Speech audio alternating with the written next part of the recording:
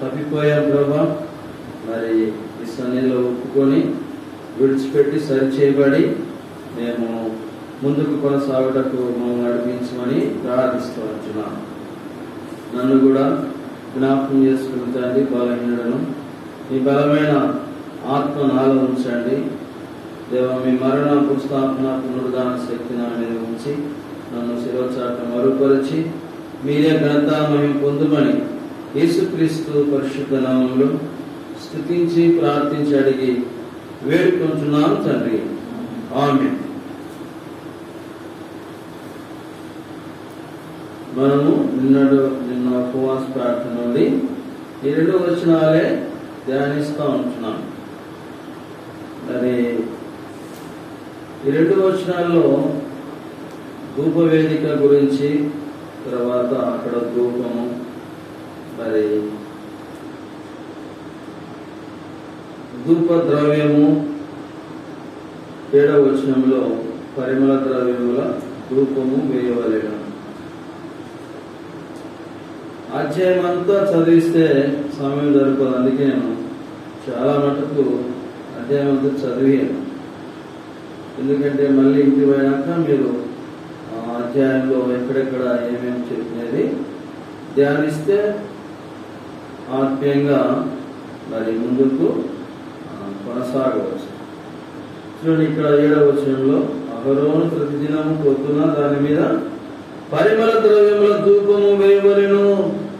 పరిమళ ధూపము, పరిమళ ద్రవ్యముల గురించి కూడా మనం చదువుతూ వచ్చాం. పరిమళ ద్రవ్యములు 25వ అధ్యాయం.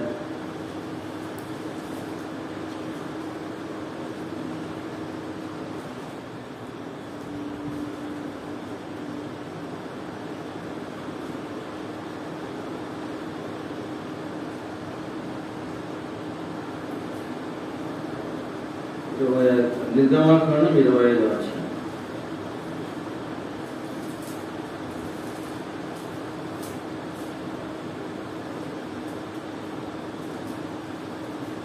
అక్కడ గుడారంలో ప్రత్యక్ష గుడారము నిర్మించుటకు వారు తీసుకొస్తున్న వస్తువుల గురించి రాయబడుతూ వచ్చింది. 1వ వచనం నుండి 9వ వచనం వరకు. తర్వాత ఆ అధ్యాయులంతా మరి గుడారంలో ఉన్న వస్తువుల గురించి, అందుకే అన్ని చదవలేము. మరి 29వ వచనము చూద్దాం. 28, 29. ఆ మూతకర్ర తుమ్మకడు తీసి వాటి మీద బంగారు తొలగింపలు వాటితో బల్ల మోయబడును. మరియు నీవు దాని పల్లెములను, ధూపాటులను, గింజలను, పానీయార్పణకు పాత్రలను దాని చేయవలను. మీరు బంగారుతో వాటిని చేయవలెను. మరి తర్వాత 26వ అధ్యాయం, 27వ అధ్యాయంలో మీరు ఇంటికి వెళ్ళినాక మరి వారం అంతా మళ్ళీ వచ్చే ఆదివారం వరకు అధ్యాయంలో చాలా వస్తువుల గురించి రాయబడుతూ వచ్చాయి. తర్వాత 30వ అధ్యాయానికి రండి.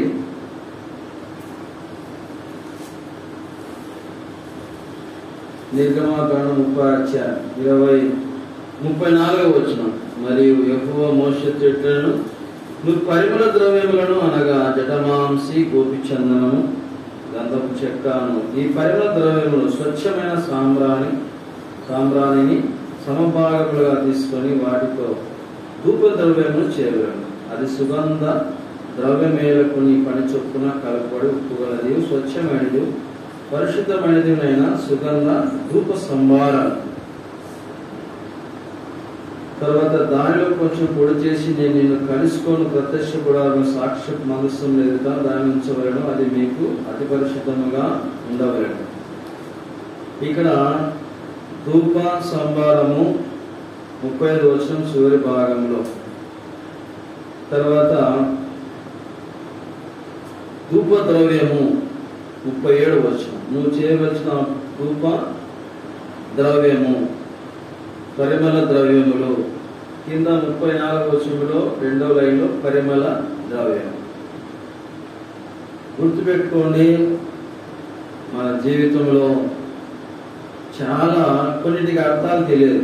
ఊరికే మనం వాక్యం చదువుకుంటూ పోతూ ఉంటాం, కానీ చాలా మంది గమనించారు, తర్వాత వాటి గురించి ధ్యానించరు, వాటి గురించి తెలుసుకున్నారు.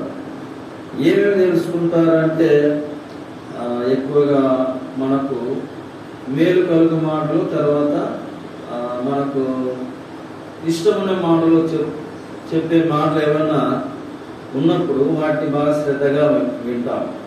ఏదో ఒకటి రెండు పదాలు మన హృదయానికి తాకినప్పుడు అవి మాత్రమే వింటుంటాం. కానీ మరి బైబిల్ గ్రంథంలో రాయబడిన పేర్ల అర్థాలు తెలుసుకోవాలని చాలా మంది ఇష్టపడరు. తర్వాత అంత దూరం వెళ్ళడానికి కూడా మరి సాతాను ఏం చేస్తారు, ఆపుతాడు అనమాట. నీ గేల చాలా పండిందిపో, నీ గేల పొమ్మ చాలా పండిందిపో అని ఏం చేస్తాడు, ధ్యానించకుండా చేస్తాడు. సరే, ఇక్కడ మరి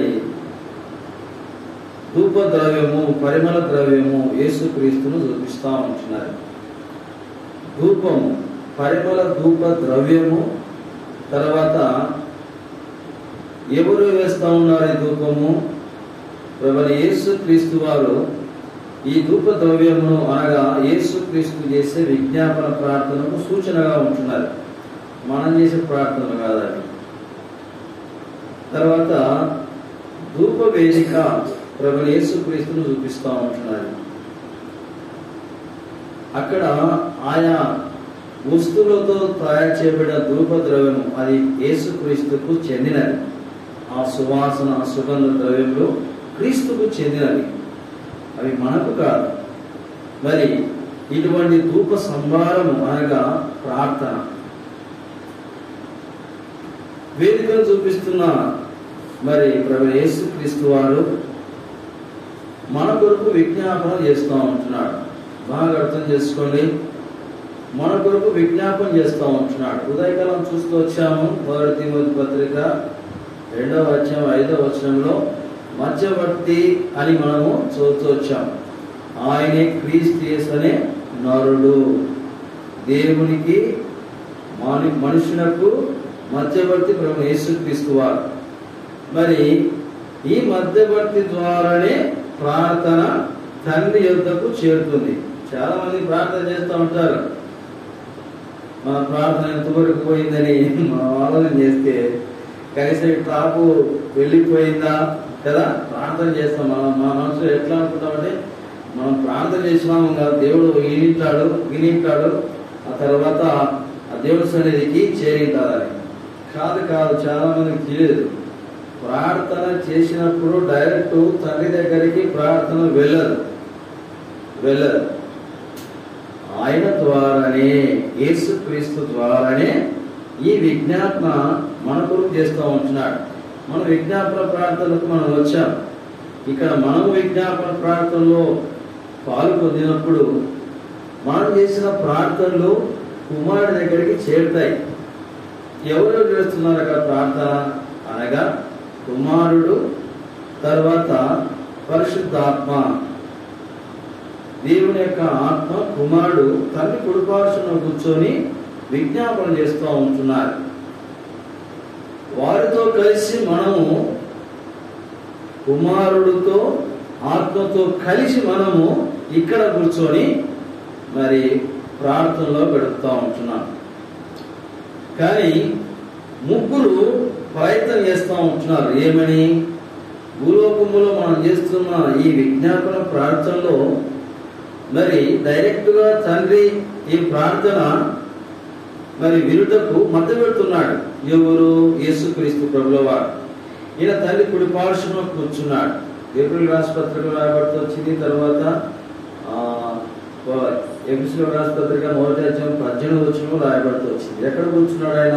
తండ్రి కుడి పార్శ్వన కూర్చొని మన కొరకు విజ్ఞాపన చేస్తూ ఉంటున్నాడు. ఈయనే మధ్యవర్తి. మరి పరలోకానికి తీసుకెళ్ళుటకు పాపులను పరిశుద్ధపరిచి మరి అక్కడ 6వ వచనంలో 1 తిమోతి 2వ అధ్యాయం 6వ వచనంలో ఈయన ద్వారానే రక్తం వలన పాపికి రక్షణ పరలోకానికి తీసుకెళ్ళుట మధ్యవర్తి ద్వారానే. అలాగే రక్షింపబడి అనగా బాప్టిజం తీసుకొని బలులో పాలు పొందుచు మరి విశ్వాసులు దేవుని పిల్లలు చేసే ప్రార్థన మధ్యవర్తి ద్వారానే వెళ్ళాలి. డైరెక్ట్ గా యెహోవా అనగా పరలోక రాజ్యము తండ్రి యొద్దకు చేరదు. ఎందుకు అలాగే ఉంటున్నది? అందుకే యోహాను సువార్త 1వ అధ్యాయం, యోహాను సువార్త 10వ అధ్యాయంలో విజ్ఞాపన ప్రార్థన చేస్తూ ఉంటున్నాడు. ఎవరు? యేసుక్రీస్తు ప్రభుల వారు. చూద్దాం. భూలోకంలో ఉన్నప్పుడు ఆయన వేడుకుంటున్నాడు. యోహాను సువార్త 10వ అధ్యాయంలో ఆ అధ్యాయం అంతా విజ్ఞాపన ప్రార్థనే. కానీ అదంతా మనం ఇప్పుడు చదవము. ఒక్క మాట అక్కడ చూద్దాం. 10వ అధ్యాయం.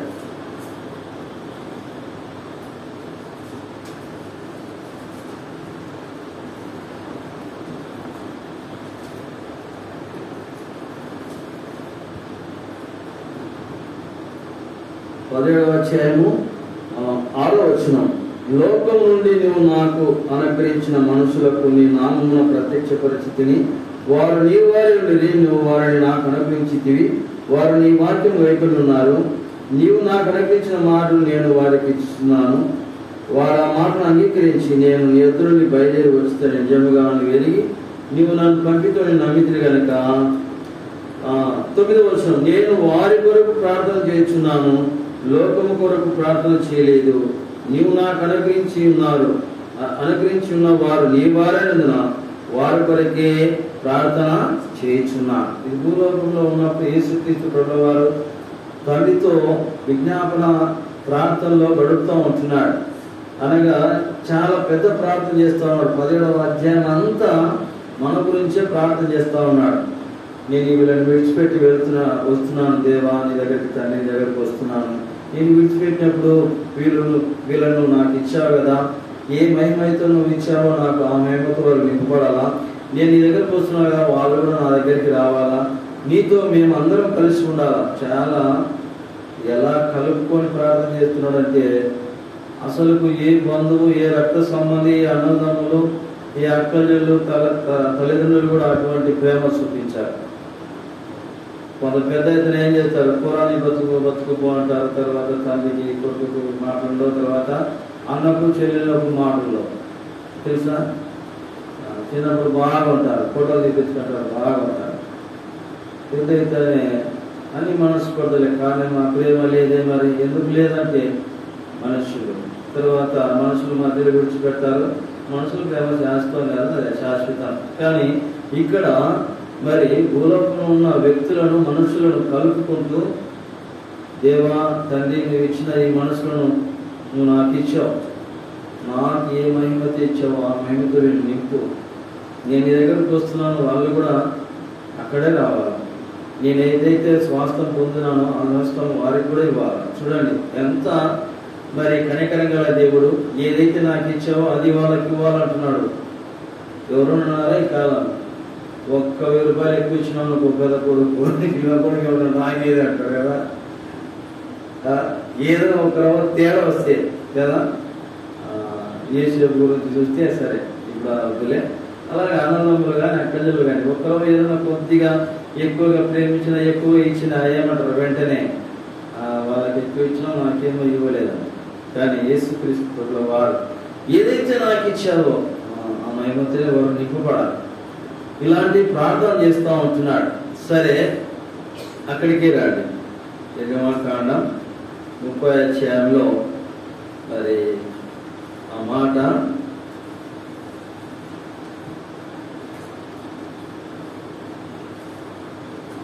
30వ అధ్యాయము 7వ వచనం. అహరోను ప్రతిదినము ప్రొద్దున దాని మీద పరిమళ ద్రవ్యముల ధూపము వేయవలెను. తర్వాత అతడు ప్రదీపము చక్కపరుచినప్పుడు దాని మీద ఆ ధూపము వేయవలెను. ఇక్కడ యేసుక్రీస్తు ప్రభువును చూపిస్తూ ఉంటున్నది. ధూపం అనగా ప్రార్థన. మనము ప్రార్థన నేర్చుకోవాలి.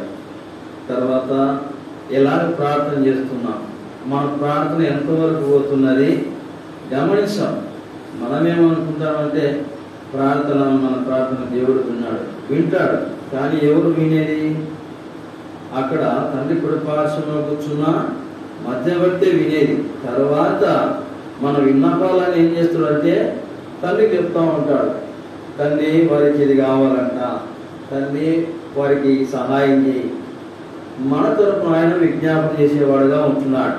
చూద్దాం 8వ అధ్యాయం రోమ పత్రిక 8వ అధ్యాయం రోమిలో రాసిన పత్రిక 8వ అధ్యాయము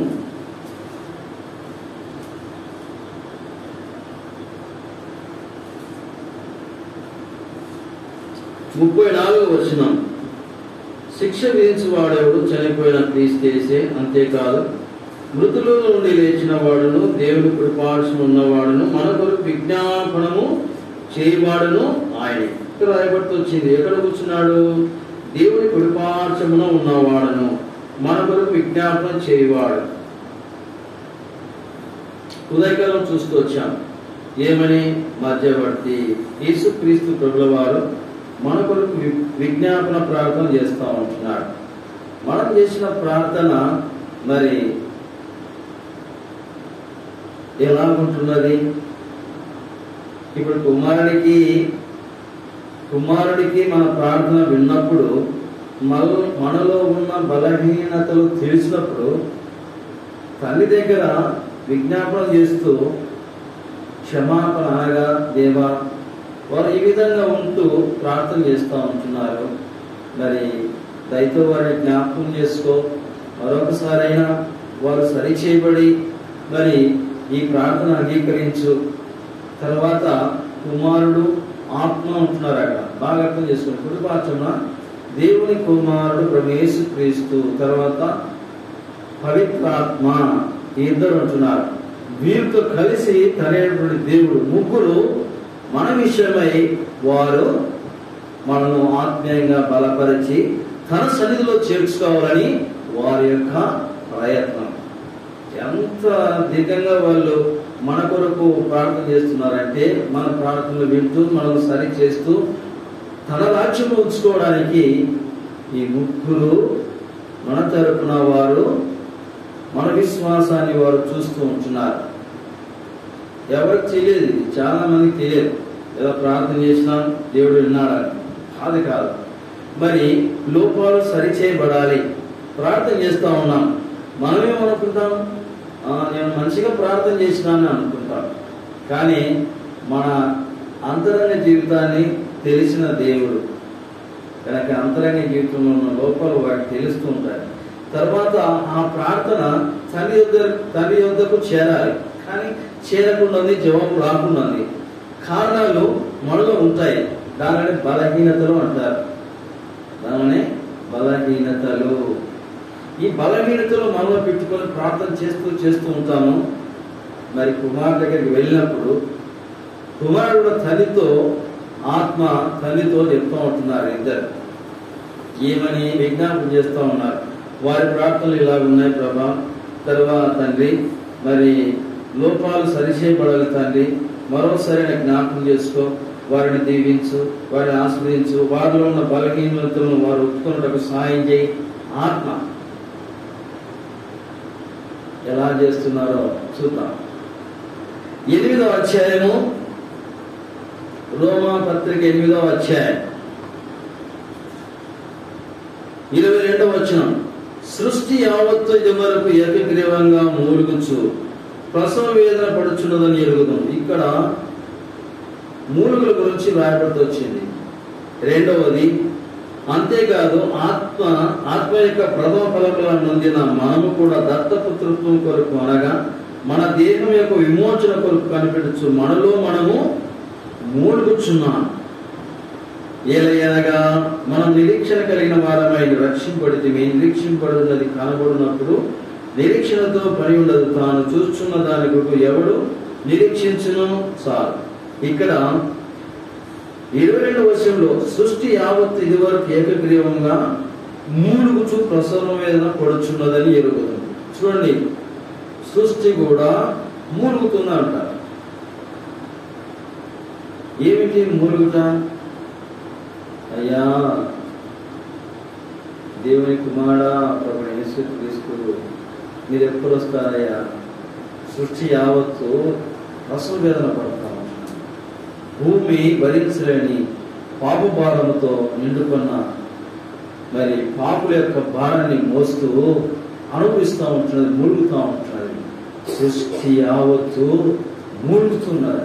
చూడండి, సృష్టి కూడా ఎదురు చూస్తూ ఉంటున్నది. యేసు ప్రభువు ఎప్పుడు వస్తే మాకు విడుదల సమీపిస్తున్నాయి. సృష్టి కూడా ప్రసవ వేదన చాలా భయంకరమైన నొప్పి, బాధ. అటువంటి నొప్పి, బాధ సృష్టి భరిస్తూ విడుదల కొరకు ఎదురు చూస్తూ ఉంటున్నాయి, మూలుగుచు. రెండవదిగా ఎవరు 23వ వచనం, అంతేకాదు ఆత్మ యొక్క ప్రథఫలమును నొందిన మనము కూడా దత్తపుత్రత్వం కొరకు అనగా మన దేవుని యొక్క విమోచన కొరకు కనిపెట్టచ్చు మనలో మనం మూలుగుచున్నాము. దేహం యొక్క విమోచన కొరకు మూలుగుచున్నాము. ఎక్కువ ప్రార్థనలో గడిపే వాళ్లకు, ఎక్కువగా దేవునితో సంబంధము సహవాసం కలిగిన వాళ్లకు దేహం యొక్క విడుదల కొరకు మూలిగే వారు ఉంటున్నారు. కొంత ప్రార్థన చేస్తూ ఎప్పుడోసారి ప్రార్థన చేసే వాళ్లకు ఈ మూలుగు సంగతి తెలియదు. ఎందుకంటే దేహమును విడిచిపెట్టి, అందుకే కొరింథీయులకు రాసిన పత్రిక 1 కొరింథీ 5వ అధ్యాయం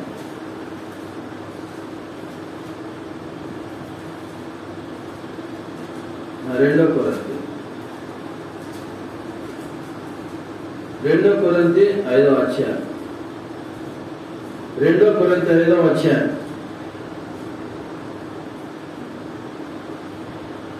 8వ వచనం, ఇట్లు ధైర్యం కలిగి ఈ దేహమును విడిచిపెట్టి ప్రభువునొద్ద నివసించుటకు ఇష్టపడుచున్నా. ఇలాంటి ప్రార్థన ఎవరైనా చేస్తారా? కదా, పౌలు చూడండి, మళ్ళీ ఇట్లు ధైర్యం కలిగి దేహమును విడిచిపెట్టి ప్రభువునొద్ద నివసించుటకు ఇష్టపడుచున్నాము. కావున దేహమందునను దేహం విడిచినను ఆయనకు ఇష్టమైనవలని మిగులు అపేక్షించుచున్నాము. ప్రభువునొద్ద నివసించుటకు ఇష్టపడుచున్నాము ఈ దేహం విడిచిపెట్టి. చాలా మంది సుదీర్ఘంగా ప్రార్థనలు గడిపే దైవజనులు, విశ్వాసులు మరి ఎక్కువగా ప్రార్థనలు గడిపే వాళ్ళు ఉంటున్నారు. వారికి దేహమును విడిచిపెట్టి ప్రభుతో కలుసుకోవాలి ఇష్టం. ఇలాంటి ఇష్టం కలిగిన ప్రార్థన ఉందా మనలో? మనం ఈ లోకంలో అంటే చాలా పని ఉంది కదా, చాలా ఆశలు ఉంటాయి, కోరికలు ఉంటాయి కదా. సరే, ఎందుకంటే మీరు జస్ట్ ఇప్పుడే పుట్టిన పిల్లల మరి కొంతమంది ఉన్నారు. మరి ఇవన్నీ బాగా చెప్తే ఏది అన్నట్లు చెప్తున్నాడు కదా. ఇంకా పైకి హైలో వెళ్తే మీకు కొంత వినబుద్ధిగా, ఎందుకంటే అంత ఆత్మీయంగా ఇంకా ఎదగలేదు కాబట్టి. ఏదో ఒకరికో ఇద్దరికో మరి వారికి అర్థమవుతూ ఉంటుంది. సరే, సృష్టి యావత్తు మూలుగుచున్నది. ఏమని? యేసు ప్రభువా ఎప్పుడు వస్తావు? పంచభూతములు మహావేగంతో లయమైపోతాయి, ఏది ఉండదు. సూర్యుడు ఉండదు, చంద్రుడు ఉండదు, ఏది ఉండదు. అంత సృష్టి యావత్తు మరి మాయమైపోతుంది. తర్వాత దేవుని సన్నిధి మాత్రమే ఉంటుంది. అలాగా సృష్టి యావత్తు మూలుగుచు, అలాగే 23వ వచనంలో మనలో మనం మూలుగుచున్నాము. దేని కొరకు? ఈ దేహము విడుదల కొరకు మూలుగుతాం. తర్వాత కింద చూద్దాం, రోమీయులకు రాసిన పత్రిక, రోమపత్రిక 8వ అధ్యాయం, రోమపత్రిక 8వ అధ్యాయము 26వ వచనం. అటువలే ఆత్మయు మన బలహీనతను చూసి సహాయం చేయుచున్నాడు. ఎలయనగా మన యుక్తంగా ఎలా ప్రార్థన చేయవాలని మనకు తెలియదు గాని ఉచ్చరింప శక్యం గాని ములులతో ఆ ఆత్మ తానే మన పక్షముగా విజ్ఞాపన చేయుచున్నాడు. ఎవరు చేస్తే ఇక్కడ విజ్ఞాపన చేయుచున్నాడు? ఎవరు మన తరఫున విజ్ఞాపన చేస్తున్నారంట? ఎవరు? నిన్న దినము ఆయన గురించే మాట్లాడుతున్నాం.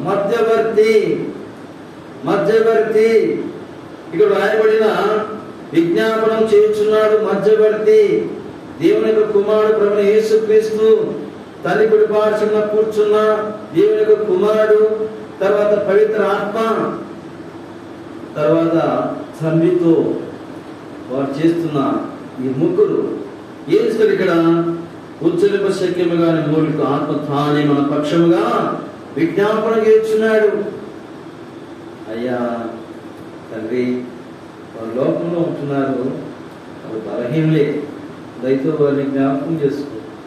వారు తెలుసో తెలియకో ప్రార్థన చేస్తూ ఉన్నారు, వారికి తెలియపరుస్తాం. చూడండి, ఇక్కడ రాయబడి వచ్చింది, అటువలే 26వ వచనంలో, అటువలే ఆత్మయు మన బలహీనతను చూసి సహాయం చేస్తున్నాడు. ఎప్పుడైతే మనం ప్రార్థనలో గడుపుతూ ఉంటామో మన బలహీనతలన్నీ పవిత్రాత్మ చూపించబడగా ఉంటాడు. ఎవరు మనతో కలిసి ప్రార్థన చేస్తా ఉన్నారు? కుమారుడు, పవిత్రాత్మ ఇద్దరు కలిసి ప్రార్థనలో ఉంటున్నారు. చాలా మంది నేను ఒక్కరే ప్రార్థన చేస్తున్నా అని అనుకుంటారు. కాదు. ఎందుకంటే యేసుక్రీస్తు యొక్క రక్తం చేత కడగబడిన దేవుని పిల్లలు అనగా పవిత్రాత్మతో నింపబడి మరి పరిశుద్ధంగా పవిత్రంగా జీవిస్తున్న వారి హృదయాలలో పవిత్రాత్మ ఉంటుంది. అలాగా కుమారుని యొక్క ఆత్మ ఏం బోధిస్తూ ఉంటున్నాడు? బలహీనతలు. అయ్యా తండ్రి, మరి లోకంలో ఉంటున్నారు, ప్రస్తుతం వారు బలహీనంగా ఉంటున్నారు, వారు బలపరుస్తారు. ఈ విధంగా విజ్ఞాపన చేస్తూ ఉంటున్నాడు. అప్పుడు ప్రార్థనలు గడిపేటప్పుడు మన బలహీనతలన్నీ పవిత్రాత్మ గుర్తు చేస్తూ ఉంటాడు. నీకు ఇది కుదరగొంది, నువ్వు ఇలా ప్రార్థన చేస్తున్నావు, నువ్వు మనసులో ఇది పెట్టుకొని ప్రార్థన చేస్తున్నావు, ఎట్లా నా బిడ్డ, ఎట్లా నా కుమారుడా, ఒప్పుకో నా కుమారుడా, ఒప్పుకో నా కుమార్తె. ఎవరు చెప్పేది? నీకు రాబడుతొచ్చి అటువలే ఆత్మయు మన బలహీనత చూసి సహాయం చేస్తున్నాడు. ఏదైనా మనము యుక్తంగా ఎలా ప్రార్థన చేయబడినో మనకు తెలియదు కదా. మనకు తెలియదు ప్రార్థన ఎట్లా చేయాలి, ఆయనకి ఇష్టమైన ప్రార్థన మనకు తెలియదు. కానీ ఆత్మ మన బలహీనతను చూసి చెప్పేవాడుగా ఉంటాడు, ఇలాగ ప్రార్థన చేయి. తర్వాత మనలో ఉన్న బలహీనతను పవిత్రాత్మ చూపిస్తూ ఉంటాడు. అయ్యా కుమారుడా, కుమార్తె, ఇది మంచిది కాదు, ఇది నాకు నచ్చలేదు, ఇది నాకు సంబంధించినది కాదు, ఇది నా తండ్రికి ఇష్టమైనది కాదు, ఇది పరలోక రాజ్యానికి సంబంధించినది కానే కాదు, నువ్వు ఇలా ఉండకూడదు, నాకు ఇష్టంగా ఉండాలి. ఇవన్నీ ఆత్మ బోధించేవాడు. ఇలాగా వారిద్దరు కలిసి మనతో ఉంటున్నారు, కుమారుడు, ఆత్మ. రాయబడి వచ్చింది, మన పక్షంలో విజ్ఞాపన చేస్తున్నాడు. సరే, 27వ వచనంలో, మరియు హృదయములను పరిశోధించువాడు ఆత్మ యొక్క మనసు ఏదో ఎరుగును. ఇక్కడ రాయబడి వచ్చింది, మరి హృదయములను పరిశోధించువాడు ఆత్మ యొక్క మనస్సు ఏదో ఎరుగును. ఏలైనా ఆయన దేవుని చిత్త ప్రకారం పరిశుద్ధుల కొరకు విజ్ఞాపన చేస్తున్నాడు. పరిశుద్ధుల కొరకు, యేసుక్రీస్తు యొక్క పిల్లల కొరకు ఏం చేస్తున్నాడు? మన కొరకు తండ్రి కుడిపార్శ్వన కూర్చొని విజ్ఞాపన చేస్తూ ఉంటున్నాడు. మన బలహీనతలో ఆయన తెలుసు అని మనం ఒప్పుకుండా అలాగే ఉండకూడదు. ఏం చేయాలా? ఒప్పుకోవాలి. ఈ ప్రార్థన అంశం అదే. దేవుడు యేసుక్రీస్తు ప్రభుల వారు పరిమళ ధూప ద్రవ్యం తర్వాత ధూప సమాగమం చదువుతూ వచ్చాము. అనగా ధూపం వేట మన తరపున విజ్ఞాపన చేస్తా ఉన్నాడు. ఆ సుగంధముల గురించి రాయబడుతూ వచ్చింది, ఆ వస్తువుల గురించి రాయబడి వచ్చింది. ఆ సువాసన ప్రభుకు చెందినది, అది పవిత్రమైనది, పరిశుద్ధమైనది. అది కుమారుడు తర్వాత ఆత్మ కుడిపార్శ్వన కూర్చొని తండ్రితో విజ్ఞాపన చేసే ధూపం. వారు చేసే ధూపం అది కాదు. అది అటువంటి ప్రార్థన డైరెక్ట్ మనం చేసే ప్రార్థన. ఒకవేళ అటువంటి మాటలు ఉపయోగించి మనం ప్రార్థన చేస్తే తండ్రి దగ్గరికి డైరెక్ట్ గా వెళ్ళదు. ఎందుకంటే ఆ ధూప స్తంభాలు మనకు సంబంధించేది కాదు. అందుకే మనం బలహీనం కాబట్టి మనం సరిచేసేవాడు అంటున్నాడు. అందుకే మనతో కలిసి ఆయన కూడా ఉచ్చరింప శక్యం కానీ మురుగులతో ఆయన మనతో కూడా ప్రార్థనలు గడుపుతూ ఉంటున్నాడు. మన తరపున విజ్ఞాపన చేస్తూ ఉంటున్నాడు. అందుకే రాత్రికాల సమయ విజ్ఞాపన ప్రార్థనలో మరి మన జీవితాలు పరీక్షించుకోవాలి. ఇంత సుదీర్ఘమైన ప్రార్థన మన తరపున చేస్తూ ఉంటున్నాడు. ఇంకా మన బలహీనతల్లో దేవుడు హెచ్చరిస్తూ తర్వాత సరిచేయబడుతూ ఉంటే మంచిది. లేదా అలాగని ఉంచుకొని మనం ప్రార్థన చేస్తుంటే మధ్యవర్తి దగ్గరికి కాదు కదా, ఈ కాపు కూడా వెళ్ళి పోదు. అర్థమవుతుంది కదా. అందుకే ఏం చేయాలా, ధూప వేదిక ఇంట్లో ఉండాలి. అలాగే యేసుక్రీస్తు ఇంట్లో ఉండాలి. ఫస్ట్ హృదయంలో ఉంటే ఇంట్లో ఉండాలి. ఇంట్లో ఉన్న తర్వాత మనం మధ్యాహ్నం చూస్తూ వచ్చాం. ఏం చేయాలా, ప్రార్థన చేస్తూ ఉండాలి, విసుక్కోకూడదు. అందుకే పాట పాడుతూ వచ్చాం, పట్టు విడువాక ప్రార్థించాలని. చాలాసార్లు దేవుడు మనం పరీక్షించేవాడుగా ఉంటాడు. తర్వాత విశ్వాసాన్ని స్థిరపరిచేవాడుగా ఉంటాడు. మన యొక్క విశ్వాసం బలపరిచేవాడుగా ఉంటాడు. అందుకే లేట్ చేస్తూ ఉంటాడు. ఏ విషయమైనా మా విషయాలు చాలా ఉన్నాయి. ఇక మేము మా విషయాలు చెప్తుంటే మీ వైపు మేము లేదు కదా. సరే, ఎందుకంటే ఏ పని పట్టుకున్నా దేవుడు పరీక్షించేవాడుగా ఉంటాడు దేవుని పిల్లలు. ఎందుకంటే చూద్దాం ఎంతవరకు వీళ్ళు విశ్వాసంగా సహనంగా ఉంటారు. అది ఎంతవరకైనా సరే. అలాగా దేవుని సన్నిధిలో పోరాడే తర్వాత పట్టుబిడగా చేసే ప్రార్థన పరుడు కావాలా. ఎందుకంటే అటువంటి వారే కావాలా. 4వ అధ్యాయం వార్తలో ఆ మాట చూద్దాం. తను ఆరాధించేవారు ఆత్మతోనూ సత్యంతోనూ ఆరాధించవలెను, మరి అట్టి వారు కావాలని కోరుచున్నా. కనుక అట్టి ఆత్మ కలిగి ప్రార్థన చేసేవారు పరలోక రాజ్యంలో మధ్యవర్తి ద్వారా విజ్ఞాపన చేసే ప్రార్థనలో తండ్రికి ఈ ప్రార్థన అంగీకరింపబడి తద్వారా మనము ఆ లోకములో యేసుక్రీస్తుతో పాటు మరి ఆ శాస్త్రంలో పాలు పొందుతాం. మరి ఈ లోకములో ఉన్నంత వరకు బలహీనతలు ఉంటాయి. ఏమిటి మనకున్న బలహీనత అంటే అన్ని బాగానే ఉంటాయి. ప్రార్థన బలహీనత, ప్రార్థన చెయ్యం, ప్రార్థన చేసిన ప్రార్థనలో లోపాలు. ఇది నాకు ఒప్పుకోవాలి. మనం ఈ ఒప్పుకోలు ప్రార్థనలో నిజంగా తండ్రి నా ప్రార్థనలో లోపం ఉంటున్నాను. నా పితరులకు వాగ్దానం చేసావు, నా పితరులకు నిబంధన చేసావు, ఒప్పందం కుదుర్చుకున్నావు. తర్వాత వారు నిబంధన మీరిపోయారు. తర్వాత మాంసం లేదన్నారు, నీళ్లు లేవన్నారు, సరిగినారు, గొడిగినారు, ఎన్నో రకాలుగా మిమ్మల్ని బాధ పెడుతూ వచ్చారు, ఆయాస పెడుతూ వచ్చారు. కానీ నీ కుమారుడు ద్వారా కొత్త నిబంధన తీసుకొచ్చారు. కానీ మా జీవితంలో మేము నిజంగా మా పితరుల వల్ల ఉంటే భూలోకంలో వారు మరి భూమికి సంబంధించిన శాస్త్రాన్ని వారు పొందలేకపోయారు, కొంతమంది రాలిపోయారు. పరలోక సంబంధము అనగా పరలోక రాజ్యంలో దేవుని యొక్క కుమారుడు యొక్క శాస్త్రం పొందుటకు భూలోకంలో మరి ప్రస్తుతం ఉంటున్న మరి ఈ శరీరంతో దేహంతో ఉంటున్న మనల్ని బలపరచడానికి, మనల్ని బలహీనతలను తీసివేయడానికి తండ్రి కుడిపార్శ్వన కూర్చొని మరి మధ్యవర్తి యేసుక్రీస్తు వారు విజ్ఞాపన ప్రార్థన చేస్తూ ఉంటున్నారు. మనం చేసే ప్రార్థనలు పరీక్షించుకోవాలి. ప్రార్థన చేస్తూ ఉంటాం. కొంతమంది ఎట్లా ప్రార్థన అంటే ఏదో ఇంకా చేయాలంటే చేయాలా, తర్వాత అవసరం కొరకు చేయాలి, ఏదో ఒక అవసరం ఉంటుందో చేస్తుంటాం. తర్వాత భూసంబంధమైన వాటి కొరకు ప్రార్థన చేస్తూ ఉంటాం. ఇది కాదు. కానీ మరి తండ్రికి ఏది ఇష్టము, కుమారుడికి ఏది ఇష్టం, కుమారుడు ఏ విధంగా చెప్తా ఉంటున్నాడు, ఏ విధంగా ప్రార్థన చేయమంటున్నాడు. ఏదో వాక్యం అయిన తర్వాత ఏదో ఒక మాట ఆత్మతో మాట్లాడుతుంది. మాట్లాడినప్పుడు ఏం చేయాలంటే దేవునికి ఇదంటే ఇష్టం కదా, దేవుని చిత్త ప్రకారం మనము ప్రార్థన చేయాలి, ఇది దేవునికి ఇష్టమైనది. ఎప్పుడైతే అందుకే ఉచ్చరింప శక్యం కానీ మూలులతో ఎలా ప్రార్థన మనకు తెలియదు కాబట్టి ప్రార్థనలో ఉన్నప్పుడు తానే మనకు బోధించేవాడుగా ఉంటున్నాడు. అట్లా కాదు బిడ్డ, ఇట్లా ప్రార్థన చేయి, ఇలాగా ఈ రూట్లోకి రా, ఇది సంగతి, నాకు ఇష్టమైన ప్రార్థన ఇది అని చెప్తూ ఉంటాడు. గమనించాలి. ప్రార్థనలు ఉన్నప్పుడు మనం ఏం చేస్తామంటే వాటిని పక్కకు త్రోసేస్తాం. మీరు గమనించండి, ప్రార్థన చేసేటప్పుడు ప్రార్థన చేస్తూ ఉంటాము, అవి మనకు ఇష్టమైన కోరుకొని ప్రార్థన చేస్తూ ఉంటాం. ఎప్పుడు మీరు గమనించలేదో, మనకి ఏదైతే ఇష్టమో అవి కోరుకొని ప్రార్థన చేస్తూ ఉంటాం. అదిగా అది ప్రార్థనగా.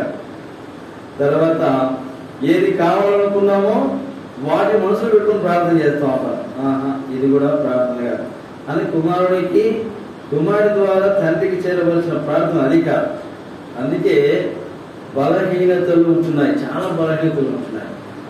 మెయిన్గా మరి ప్రార్థన చేయకపోవట చాలా బలహీనత. ఈరోజు ఒప్పుకున్నాం, నిజంగా తండ్రి ఉదయం లేస్తానే ప్రార్థన చేసుకోవడం లేదు. ఈ నెలంతా నేను తప్పిపోయాను. ఈ నెలలో ప్రతిరోజు నేను ప్రార్థన చేసుకోవాల్సింది. ఉదయం చేసుకుంటే రాత్రి చేసుకుంటే ఉదయం చేసుకోను, తర్వాత ఎక్కడికైనా వెళ్ళేటప్పుడు చేసుకోను. చాలా ప్రార్థనలు రకాలు ఉంటున్నాయి. ఈ మధ్యకాలం ఈ నెలంతా నేను ప్రార్థనలు గడపలేదు. ఇంట్లో ధూప వేదిక ప్రభువైన యేసుక్రీస్తు నిజంగా మరి నేను దేవా నిన్ను బాధ పెట్టాను. తర్వాత పరలోక సంగతుల గురించి నేను తెలుసుకోలేకపోయి బలహీనురాలనైపోయాను. దేవా నన్ను క్షమించండి. దేవా నీ రక్తంతో నన్ను కడగండి. నా పాపాన్ని సన్నిధిలో ఒప్పుకుంటున్నాను ప్రభా అని ఒప్పుకోని ప్రార్థనలు ఇప్పుడు వాక్యమైన తర్వాత అలా ప్రార్థన చేయాలి. ఒప్పుకున్న తర్వాత ఏం చేయాలా? నేను ఖచ్చితంగా ఇక్కడి నుంచి ప్రార్థన చేస్తాను ప్రభా, మరి పరలోక ప్రార్థన చేస్తాను, దేవునికి ఇష్టమైన ప్రార్థన చేస్తాను, నీకు ఇష్టంగా ఉండే ప్రార్థన ఎల్లప్పుడూ చేస్తాను. ఇలాగా ప్రభు సన్నిధిలో ఒప్పుకోవాలి. తప్పిపోకుండా నేను ప్రార్థన చేసుకుంటాను ప్రతిరోజు. సరే, ఇంకో 2 మాటలు చూద్దాము. హెబ్రీ రాసిన పత్రిక హెబ్రీ 7వ అధ్యాయం పేజ్ నంబర్ 204.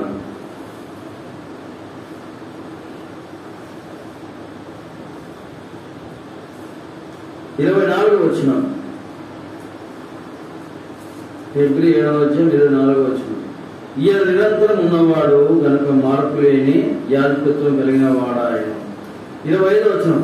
ఈయన తన ద్వారా దేవుని ఎదుర్కు వచ్చు వారి పక్షమున విజ్ఞాపన చేతకు నిరంతరము జీవించుచున్నాడు.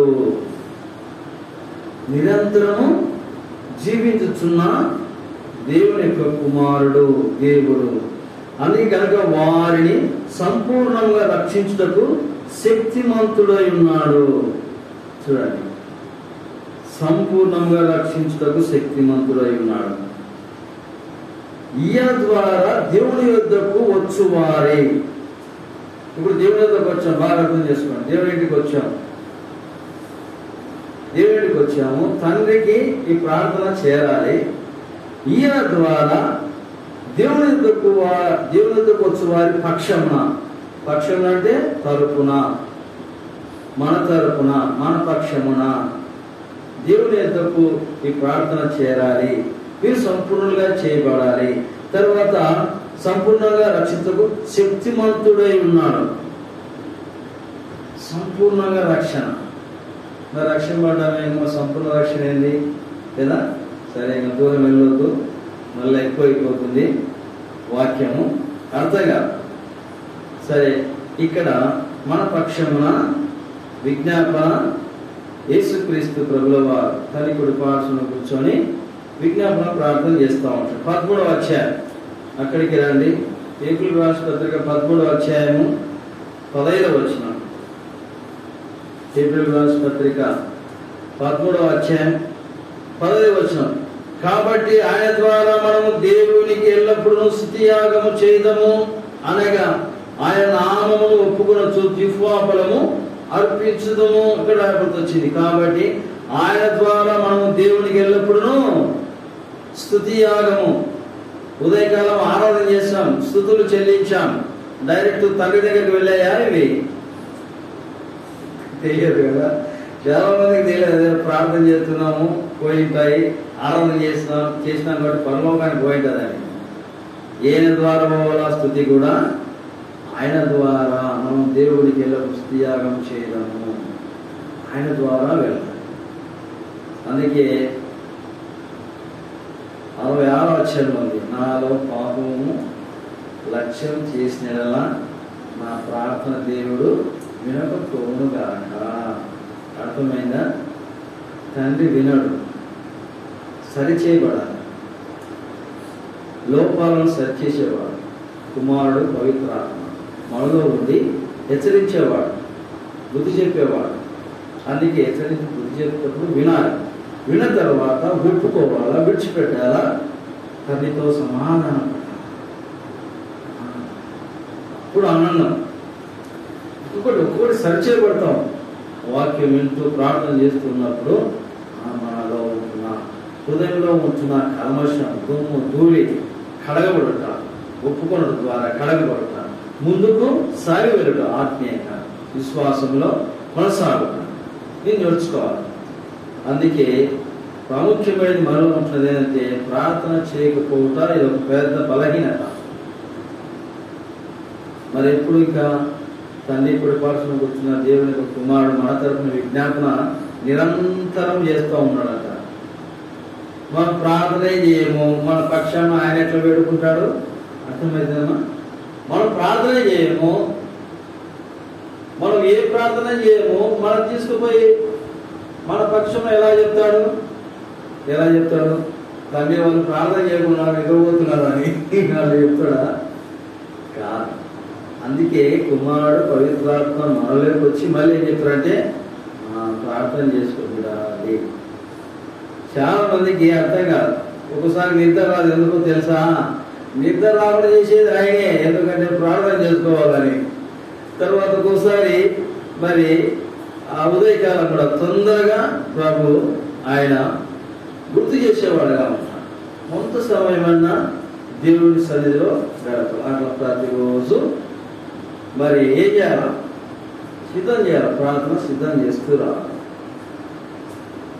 సరే, ఎక్కువ మాట చూసుకుందాము.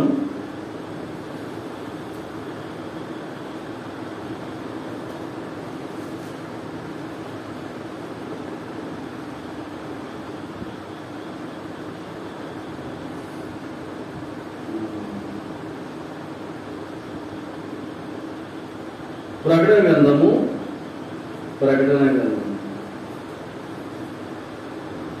8వ అధ్యాయం. ప్రకటన గ్రంథం 8వ అధ్యాయం.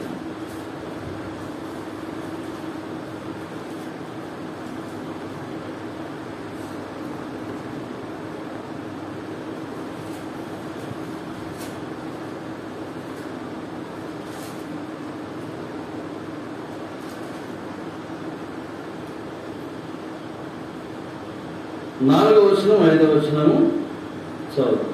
సరే, 3 నుంచి చదువు. మరియు సువర్ణ ధూపార్తి చేత పట్టుకుని ఉన్న వేరొక దూత వచ్చి బలిపీఠం ఎదుట నిలవగా, సింహాసనం ఎదుట ఉన్న సువర్ణ బలిపీఠం పైన పరిశుద్ధులందరి ప్రార్థనలతో కలుపుటకై కింద పుట్నోట్లో 1 అనే అక్షరం తీర్చుటకై అని రాయబడుతూ వచ్చింది. అతనికి బహు ధూపద్రవ్యములు ఇవ్వబడాను. అప్పుడు ఆ ధూపద్రవ్యముల పొగ పరిశుద్ధుల ప్రార్థనతో కలిసి దూత చేతుల నుండి పైకి లేచి దేవుని సన్నిధిని చేరెను. పైన 8వ అధ్యాయంలో అక్కడ బూరలు, 7 బూరలు పట్టుకున్నవారు చూడండి. ఆయన 7వ ముద్రను విప్పినప్పుడు పరలోకమందు ఇంచుమించు అరగంట సేపు నిశ్శబ్దముగా ఉండెను. అంతటా నేను దేవుని ఎదుట నిలుచు 7 దూతలను చూచి వారికి 7 బూరలు ఇవ్వబడెను. చూస్తూ ఉన్నాడు. పద్మాస్ దీపంలో పరవాసి అయిన యోహాను చూస్తూ ఉంటున్నాడు.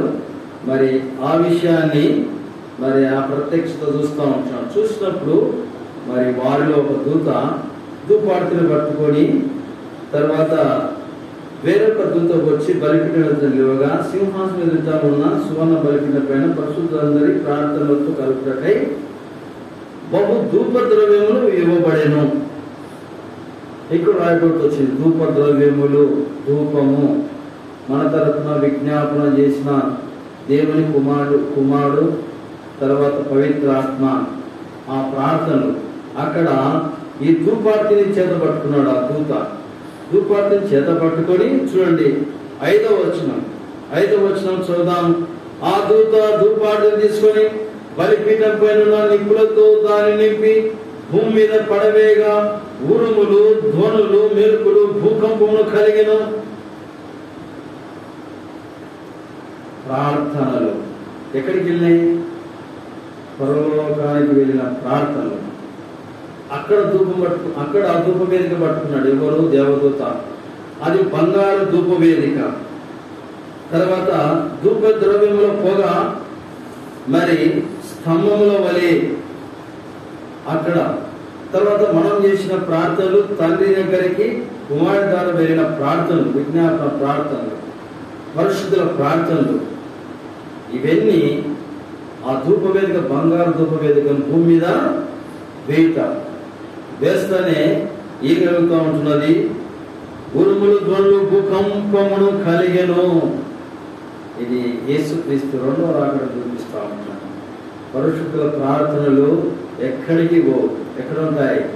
అవి తిరిగి భూమి మీదకి, తర్వాత దేవుని దూత ద్వారా భూమి మీద కుమ్మరించబడుట. దేవా సువార్త చెప్పడం లేదనాయ. తర్వాత అనేక ఆత్మల కొరకు ప్రార్థన చేయుట, అధికారుల కొరకు ప్రార్థన చేయుట, రాజుల కొరకు ప్రార్థన చేయుట, తర్వాత విద్యార్థుల కొరకు ప్రార్థన చేయుట, పాపంలో ఉన్న వారి కొరకు రక్షింపబడాలని చేసిన ప్రార్థనలు, ఇవన్నీ ప్రభు సన్నిధికి చేరి ఈ విధముగా భూమి మీద కుమ్మరించబడుట. ఇక్కడ రాయబడి వచ్చింది, ఉరుములు, ధ్వనులు, మెరుపులు, భూకంపమును కలిగెను. భూమి మీద పడవేసినప్పుడు యేసుక్రీస్తు రాకడ దినాల్లో జరగబో సన్నివేశం చూద్దాం. హెచ్కేలు గ్రంథం 38వ అధ్యాయం. హెచ్కేలు గ్రంథము 38వ అధ్యాయం.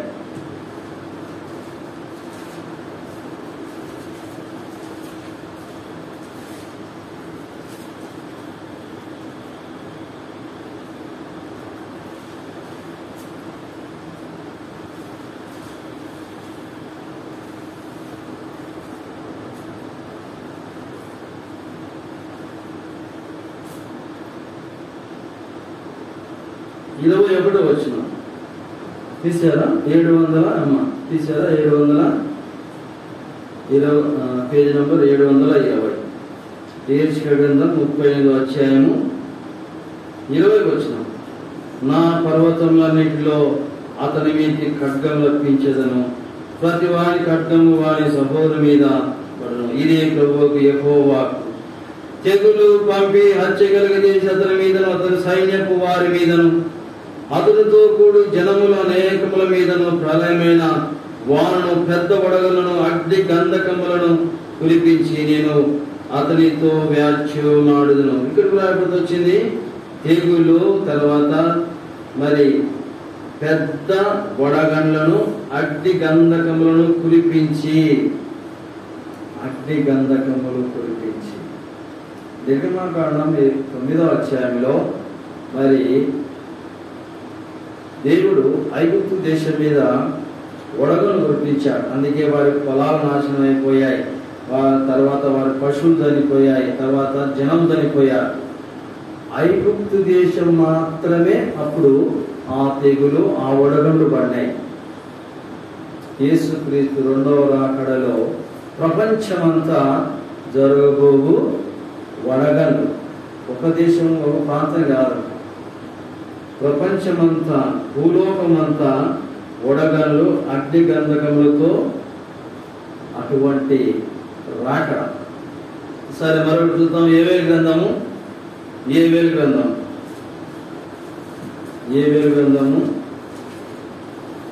అధ్యాయం.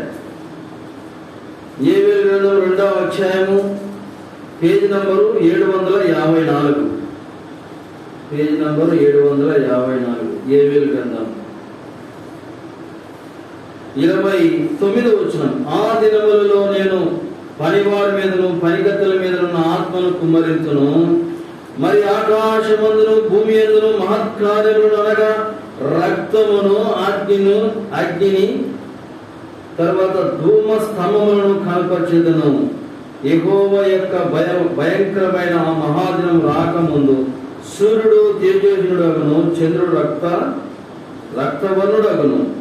యెహోవా సెలవిచ్చినట్టు సీయోను కొండ మీదను యెరూషలేములోను తప్పించుకున్న వారందరూ, శేషించిన వారిలో యెహోవా పిలుచువారు కనబడుదురు. ఆ దినమున యెహోవా నామమును బట్టి ఆయనకు ప్రార్థన చేయు వారందరూ రక్షింపబడుదురు. ఎలా ఉంటున్నాం? ప్రార్థన చేయకుండా, మన పిల్లల కొరకు ప్రార్థన చేయకుండా, మన భర్త కొరకు ప్రార్థన చేయకుండా, భార్య కొరకు ప్రార్థన చేయకుండా, బంధువుల కొరకు ప్రార్థన చేయకుండా తర్వాత దేశం కొరకు ప్రార్థన చేయకుండా, అధికారుల కొరకు ప్రార్థన చేయకుండా, రాజుల కొరకు ప్రార్థన చేయకుండా, మనుషుల కొరకు ప్రార్థన చేయకుండా, రక్షణ లేని వారి కొరకు ప్రార్థన చేయకుండా, ప్రార్థన లేని బలహీనత మనలో పెట్టుకొని నిద్రపోతే విడపడతారా, రక్షణ పడతారా? వారందరూ వారితో పాటు మనం కూడా తిరుగుడానికి వస్తాం ప్రార్థన చేయకపోతే. ఇక్కడ రాయబడి వచ్చింది ఏమని? యెహోవా నామమును బట్టి ఆయనకు ప్రార్థన చేయ వారందరూ రక్షింపబడుదురు. దేవా నిరాకరణ సమయంలో అగ్ని కురుస్తుందంట. గంధకములతో పడుతున్న మంట, అగ్ని. గంధకం అంటే తెలుసా? చాలా బాగా పెట్రోల్ కన్నా పవర్ఫుల్ అయినది. తర్వాత భాస్వరము, గంధకం పెట్రోల్ కన్నా పవర్ఫుల్. ఎంత అంటే క్షణంలో భస్మం. అంతా చీమలు కదా, పురుగులు కదా, చిటపట కాలుకునేట్లే. అటువంటి అగ్ని గంధకములతో వర్షం కురుస్తారు. తర్వాత రక్తం కూడా పడుతుంది. చూడక రాబోతు వచ్చింది రక్తము. 30వ వచనంలో అనగా రక్తమును, అగ్నిని, ధూమస్తమును కనపరచును. రక్తం కూడా ఆకాశంలో పడుతుందంట. యేసుక్రీస్తు రాకడ దినాలు మహత్ కార్యములు అక్కడక్కడ మరి వింతలు జరుగుతాయి. ఇవన్నీ ఇంత భయంకరమైన రాకడ ఉంటున్నది ప్రార్థన లోపం కలిగి మనం చేయకుండా ఉంటే మన పిల్లలు లక్ష్యం పడతారా? మన పిల్లలు విడవబడతారు. మన భార్య రక్షణ పడుతుందా? విడవబడుతుంది. చేయకపోతే భర్త రక్షణ పడతాడా? చేయకపోతే విడవబడతాడు. రక్షణ లేని వారు ఉంటున్నారు. భర్త, భార్య, పిల్లలు. భార్యకు రక్షణ అంటే భర్తకు ఉండదు, భర్తకుంటే భార్యకు ఉండదు, ఇద్దరుకుంటే పిల్లలకు ఉండదు. నువ్వు ప్రార్థన చేస్తే తండ్రి తన పిల్లల కొరకు విజ్ఞాపన చేస్తా ఉంటున్నారు. తన పిల్లలను రక్షించు. నా పిల్లల కొరకు మనం ప్రార్థన చేసేదే కదా. మధ్యవర్తి కుమారుడు విని ఆయనకు చెప్పేది. చేయకపోతే విడవబడితే అటువంటి భయంకరమైన ఉగ్రతకు వారు రావడానికి కారణం ఎవరైతారో? నీవు నేనే. అందుకే ఏం చేయాలి? వారి కొరకు ప్రార్థన చేయాలి. పిల్లల కొరకు చేయాలి, తల్లి కొరకు చేయాలి, అందరి కొరకు చేయాలి. ఏదైతే మూలుగులతో ఆత్మ చెప్తా ఉంటున్నాడో చేస్తూనే ఉంటాం. పరిశుద్ధుల ప్రార్థనలు భూమి మీద కుమ్మరించబడినప్పుడు ఇవన్నీ జరుగుతాయి. అపోస్తల కార్యములు అదే చూసి ముగించేస్తాను. అపోస్తల కార్యములు అపోస్తల కార్యములు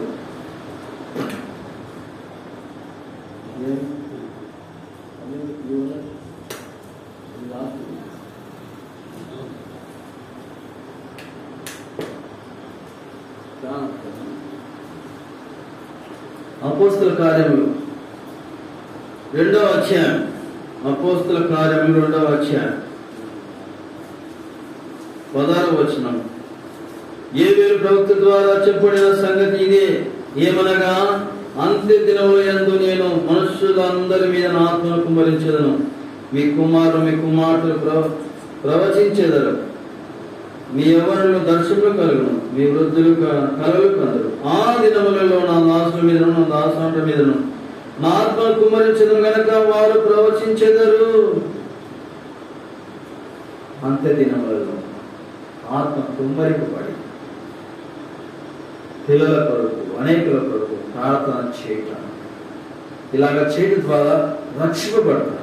కింద చూద్దాము 19వ వచనం. పైన ఆకాశమందు మహత్ కార్యములు, కింద భూమి మీద సూచక్రియలను, రక్తమును, అగ్నిని, పొగ ఆవిరిని కలుగజేసేదను. ప్రభు ప్రత్యక్షమగు ఆ మహాదినము రాక మునుపు సూర్యుడు చీకటిగాను, చంద్రుడు రక్తముగాను మారుదురు. అప్పుడు ప్రభువు నామమును బట్టి ప్రార్థన చేయవారందరూ రక్షణ పొందుదురు అని దేవుడు చెప్తున్నాడు. ప్రభు నామమున ప్రార్థన. ప్రభు నామమున నా పిల్లలను రక్షించు. ప్రభు నామమున నా భర్తను రక్షించు. యేసుక్రీస్తు నామమున ప్రార్థిస్తున్నాను తండ్రి. ఇలాగ ప్రార్థన చేస్తూ ఉంటే కుడిపార్శ్వము కూర్చున్న మధ్యవర్తి ప్రభు యేసుక్రీస్తు వారు, అయ్యా నీవు నాకు ఇచ్చిన పిల్లలు భూమి మీద తన పిల్లల కొరకు ప్రార్థన చేస్తా ఉన్నారు. వారికి రక్షణ దయచేయి తండ్రి. కుమారుడు, ఆత్మ, తండ్రి ముగ్గురు నీ కుటుంబాన్ని నువ్వు చేసిన వారి కొరకు వారు కూడా ఆత్మలు రక్షణలోకి రావాలని వారు కూడా మరి ఎదురు చూస్తూ ఉంటున్నారు.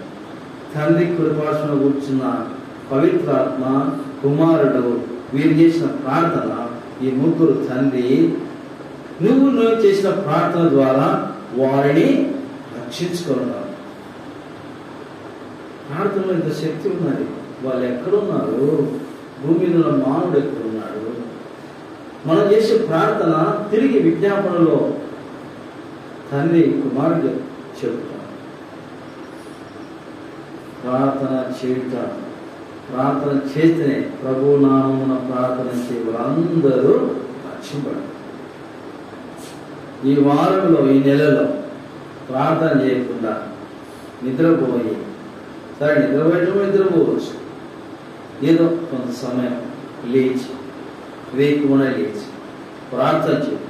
ఒక 10 నిమిషాలు, 20 నిమిషాలు చాలు. అలాగనే మొదలుపెట్టి ప్రార్థన చేస్తూ ఉంటే దేవుడు ఆ ప్రార్థన దీవిస్తాడు. తర్వాత సమయాన్ని కూడా ఆయన కొనసాగిస్తాడు. 10 నిమిషాలు కాదు, ఎప్పుడు చేస్తాము, గంట గంట అయింది అంత లెక్కనే, 2-3 మాటలు చేయాలి అంత లెక్క గంట అయిందా అనిపిస్తాడు. అలాగా 2 గంటలు 3 గంటలు అలవాటు అయిపోతాడు. అసలు సమయం కనిపించదు. ఒకప్పుడు ప్రార్థన చేయాలంటే 10 నిమిషాలు పోయి అన్నీ అయిపోయినాయి, ప్రార్థన చేసేది అనుకుంటాం.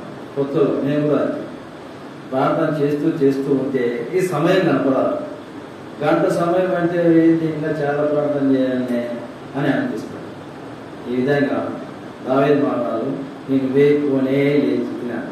చూద్దాం, 2 చూసి ముగించేస్తాను. ధ్యానించము, కొద్ది ఆ మాటలు చూద్దాం. దావీదు కీర్తనలు 119వ అధ్యాయము 147వ వచనం. 119 దావీదు కీర్తన 119 147వ వచనం. తెల్లవారక మునిపే మొరపెట్టి తిని, నీ మాటల మీద నేను ఆశ పెట్టుకొని ఉన్నాను. తెల్లవారక మునిపే మొరపెట్టి తిని. ఇది నేను ఒప్పుకున్నా. ఆయన తెల్లవారాక లేస్తున్నా, చూస్తే 7-8 అవుతుంది. ఆర్థికంగా ఆడుకోవాలి, ఈడుకోవాలి, ఆడుకోవాలి, అయిపోయి ప్రార్థన. ప్రార్థన లేదు, గీత లేదు, అలా ఆప్షక్తి. అందుకే మరి సిద్ధం చేసి పెట్టుకోవాలి ప్రార్థన. దావీదు అంటాడు, దావీదు మహారాజు ఏమంటాడంటే, ప్రార్థన నీ సన్నిధిలో నేను సిద్ధం రెడీ చేసి పెట్టుకున్నాడు. 5వ అధ్యాయం దావీదు కీర్తనలు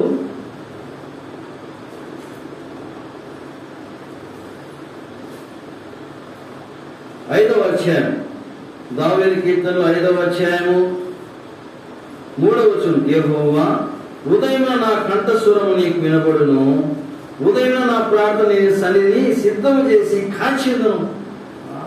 కాసుకోవాలా, రెడీ చేసి పెట్టుకోవాలా, రాత్రి అంతా రెడీ చేసి పెట్టుకోవాలా, ఏమేమి ప్రార్థన చేయాలన్నా పొద్దున్నే. తర్వాత పొద్దున జరిగే విషయాలన్నీ గుర్తుపెట్టుకొని మళ్ళీ కొంత సమయం ఏం చేయాలా, కాసుకొని ఉండాలి. చూడండి, దావీదు మహారాజు ఏమంటున్నాడంటే, ఉదయం నా పట్ల నీ సన్నిధిని సిద్ధం చేసి కాచుకొని ఉన్నాను. తర్వాత ఉదయం నా కంఠస్వరము నీకు వినబడును. కంఠస్వరం మౌనంగా ప్రార్థనలో ధ్యానించవచ్చు. తర్వాత కంఠస్వరం వినిపించుట. ఇప్పుడు మాట్లాడుతున్నా కదా అట్లా, దేవా నా ప్రార్థన అంగీకరించు, ప్రభా నా పిల్లలను కాపాడు, నా పిల్లలకు రక్షణ దయచేయి, ఇలాగ కంఠంతో ఉదయకాలం వేసి తన కంఠం వినిపిస్తూ ఉంటున్నాడు. తర్వాత ప్రార్థన సిద్ధం చేసుకుంటున్నాడు. మనం కూడా అలాగే చేయాలి. ఈ వారంలో, ఈ నెలలో తప్పిపోయాం, బలహీనతలు ఉంటున్నాయి. దయతో మమ్మల్ని క్షమించని ప్రభా.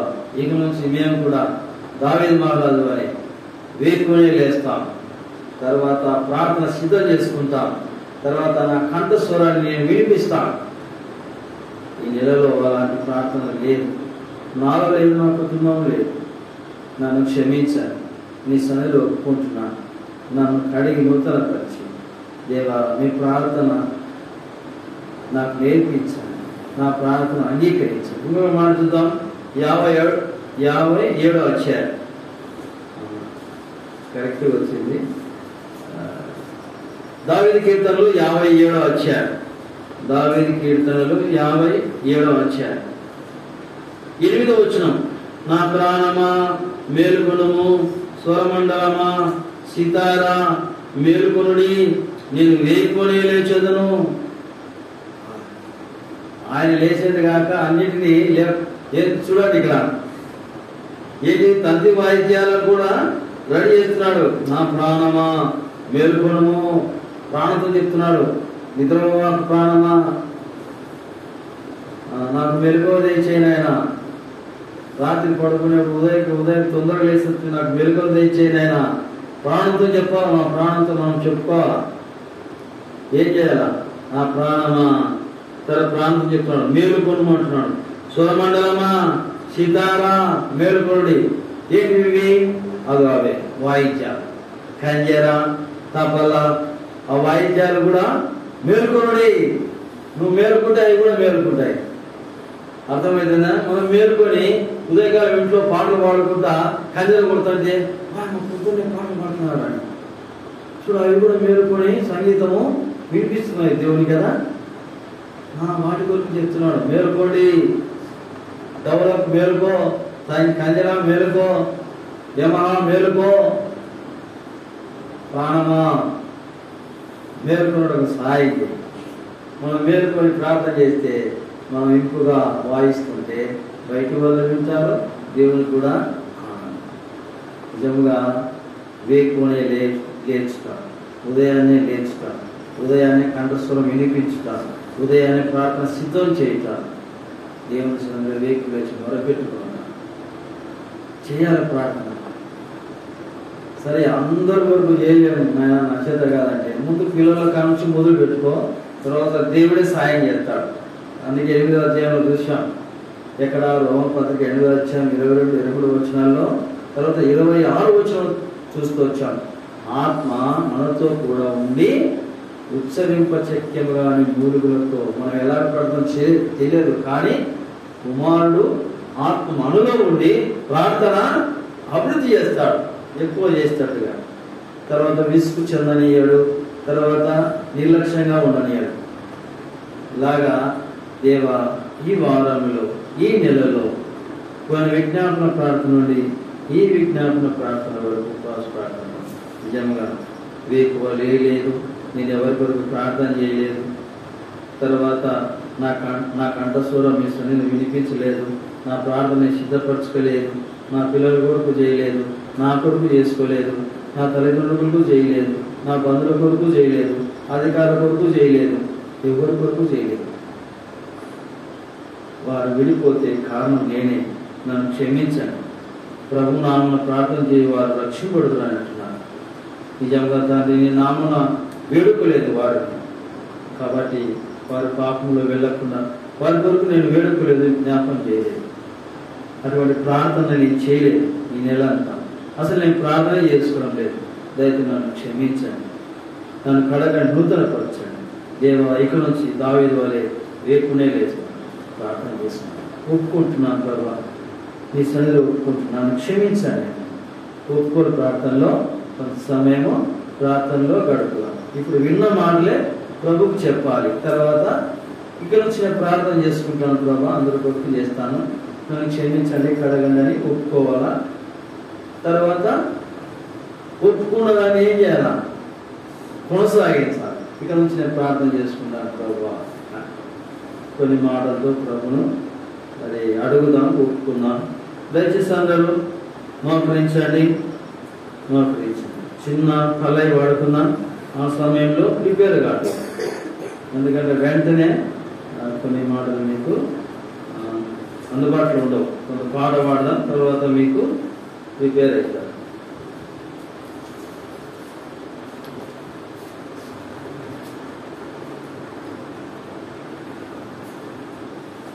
దేవాని సన్నిధిలో దీనమై మొరపెట్టుచున్నాను.